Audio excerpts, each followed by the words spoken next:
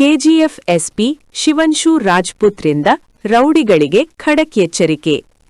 Kolar gold fields ಕೆಜಿಎಫ್ನಲ್ಲಿ ಕಾನೂನು ಸುವ್ಯವಸ್ಥೆ ಕಾಪಾಡುವ ನಿಟ್ಟಿನಲ್ಲಿ ಪೊಲೀಸ್ ಇಲಾಖೆ ಮತ್ತಷ್ಟು ಕಠಿಣ ಕ್ರಮಕ್ಕೆ ಮುಂದಾಗಿದೆ. ಕೆಜಿಎಫ್ ಉಪವಿಭಾಗದ ಪೊಲೀಸ್ ಅಧೀಕ್ಷಕರಾದ ಶಿವನ್ಶು ರಾಜ್ಪುತ್ ಅವರು ರೌಡಿ ಶೀಟರ್ಗಳು ಹಾಗೂ ಸಮಾಜ ವಿರೋಧಿ ಚಟುವಟಿಕೆಗಳಲ್ಲಿ ತೊಡಗಿರುವವರಿಗೆ ಖಡಕ್ ಎಚ್ಚರಿಕೆ ನೀಡಿದ್ದಾರೆ.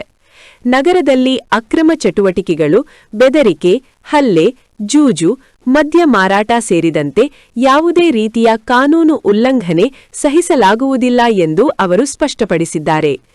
ಸಾಮಾನ್ಯ ಜನರ ಶಾಂತಿ ಭದ್ರತೆಗೆ ಧಕ್ಕೆ ತರುವವರ ವಿರುದ್ಧ ಕಠಿಣ ಕಾನೂನು ಕ್ರಮ ಜರುಗಿಸಲಾಗುವುದು ಎಂದು ಎಚ್ಚರಿಸಿದರು. ರೌಡಿ ಶೀಟರ್ಗಳ ಮೇಲೆ ನಿರಂತರ ನಿಗಾ ಇಡಲಾಗಿದ್ದು, ಸಂಶಯಾಸ್ಪದ ಚಟುವಟಿಕೆಗಳಲ್ಲಿ ತೊಡಗಿರುವವರನ್ನು ತಕ್ಷಣವೇ ಬಂಧಿಸಲಾಗುವುದು ಎಂದು ತಿಳಿಸಿದರು. ಕಾನೂನು ಕೈಗೆ ತೆಗೆದುಕೊಳ್ಳುವವರಿಗೆ ಯಾವುದೇ ರೀತಿಯ ರಿಯಾಯಿತಿ ನೀಡಲಾಗುವುದಿಲ್ಲ ಎಂದರು. ಅದೇ ವೇಳೆ ಸಾರ್ವಜನಿಕರು ಯಾವುದೇ ಅಕ್ರಮ ಚಟುವಟಿಕೆಗಳ ಬಗ್ಗೆ ಮಾಹಿತಿ ನೀಡಿದರೆ ಪೊಲೀಸ್ ಇಲಾಖೆ ತಕ್ಷಣ ಕ್ರಮ ಕೈಗೊಳ್ಳಲಿದೆ ಎಂದು ಎಸ್ಪಿ ಶಿವನ್ಶು ರಾಜ್ಪುತ್ ಭರವಸೆ ನೀಡಿದರು. ಕೆಜಿಎಫ್ನಲ್ಲಿ ಶಾಂತಿ, ಸುವ್ಯವಸ್ಥೆ ಮತ್ತು ಭದ್ರತೆ ಕಾಪಾಡಲು ಪೊಲೀಸ್ ಇಲಾಖೆ ಸಂಪೂರ್ಣ ಸಿದ್ಧವಾಗಿದ್ದು, ಕಾನೂನಿಗೆ ವಿರುದ್ಧವಾಗಿ ನಡೆಯುವವರ ವಿರುದ್ಧ ಶೂನ್ಯ ಸಹಿಷ್ಣುತೆ ನೀತಿ ಅನುಸರಿಸಲಾಗುವುದು ಎಂದು ಅವರು ಹೇಳಿದರು.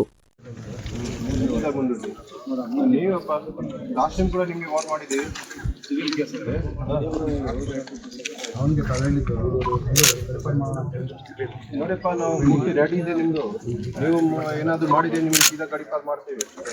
ಊರಿಗೆ ಬರ್ಲಿಕ್ಕೆ ಸಾಧ್ಯ ಆಗಲ್ಲ, ಅಲ್ಲೇ ಇರಬೇಕಾಗತ್ತೆ. ಯಾವ್ದು ಬೀದರ್ ಆ ಕಡೆ ನೋಡ್ಲಿಕ್ಕೆ ಇಷ್ಟ ಇದೆಯಾ? ಜಮೀನು ಗಲಾಟೆ ಕಾನೂನು ಪ್ರಕಾರ ಬಗೆಹರಿಸಿರಲ್ಲ. ಜಮೀನು ಗಲಾಟೆ ನೀವು ಗಲಾಟೆ ಯಾಕೆ ಮಾಡ್ತೀರಾ? ನಿಮಗೆ ಯಾರು ತೊಂದರೆ ಕೊಡ್ತಾರೆ ನಮಗೆ ಹೇಳಿ, ನಾವು ಪೊಲೀಸಲ್ಲಿ ನಿಮಗೆ ರಚನೆ ಕೊಡ್ತೀವಿ. ತಂದು ಜಗಳ ಯಾಕೆ ಮಾಡ್ತೀರಾ? ನೆಕ್ಸ್ಟ್ ಯಾವುದು ಕಂಪ್ಲೇಂಟ್ ಬಂದರೆ ನಿಮಗೆ ಗಾಡಿ ಪಾಡ್ ಮಾಡ್ತೀವಿ. ನಮ್ಮದು ರೆಡಿ ಇದೆ ಪ್ರಪೋಸಲ್ ಎಲ್ಲ. ಬಾಕಿ ನೀವೆಲ್ಲ ಕೂಡ ಏನು ಜಗಳ ಆಗಲ ಮಾಡಬಾರ್ದು, ಗಲಾಟೆ ಮಾಡಬಾರ್ದು. ಆಲ್ರೌಂಡರ್ ಬ್ಯಾಟ್ಸ್ಮನ್ ಇವನಿಗೆ ಸ್ವಲ್ಪ ಗೈಡ್ ಕೊಡಬೇಕು, ಮತ್ತೆ ಕಲಿಸಬೇಕು. ಹೇಳಿರಿ ನಿಮಗೆ ಅವಶ್ಯಕತೆ ಜನರಿಗೆ ನೀವು ಬೇಕಿಲ್ಲ. ನೀವೆಲ್ಲ ಹೋಗಿ ಊರ್ ಬಿಟ್ಟು ಹೋಗಿ ಸ್ವಂತ ಹೋಗಿ, ಅಥವಾ ನಾನು ಕಲಿಸ್ತೀನಿ.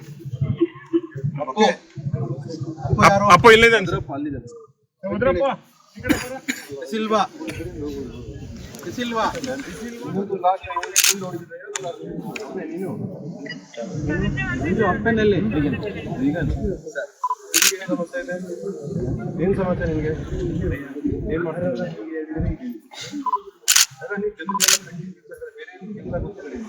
ಫಿಟ್ಟಿಂಗ್ ಮಾಡ್ತೀವಿ, ಗಲಾಟೆ ಮಾಡ್ತೀವಿ. ಯಾಕೆ ಎಷ್ಟು ಕೇಸ್ ಎಷ್ಟಿದೆ? ಕೇಸ್ ಆಯ್ತು 6.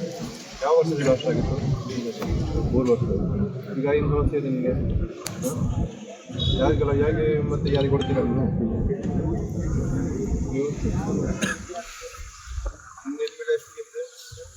ಹೇಳು ಅಷ್ಟೇ, ಹೇಳು.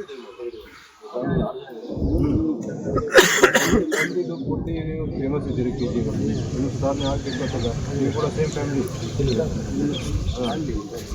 ಏನು ಸಮಸ್ಯೆ ಅದು? ಯಾಕೆ ನಿಮ್ಗೆ ಯಾರು ತೊಂದರೆ ಕೊಡ್ತಾ ಇದ್ದಾರೆ? ಯಾಕೆ ಜನರಿಗೆ ಭಯ ಕೊಡ್ತೀರಿ? ಈಗ ಬರ್ತೀರಿ, ಓಕೆ.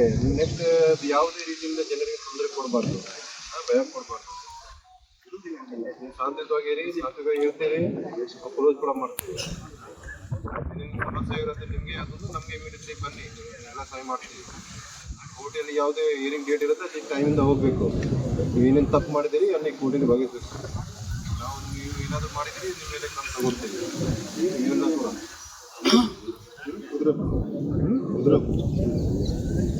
ನೀನು ಯಾರು? ಸುನೀಲ್.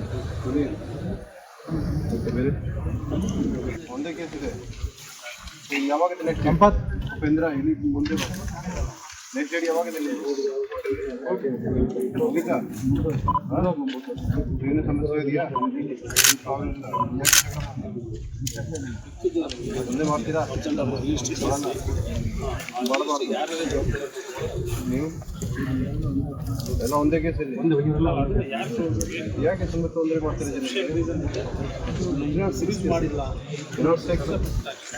ಯಾವ ಕೇಸ್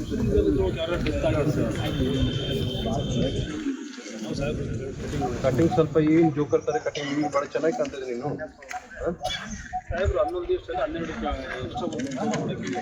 ಏನು ಸಮಸ್ಯೆ ಇದೆಯಾ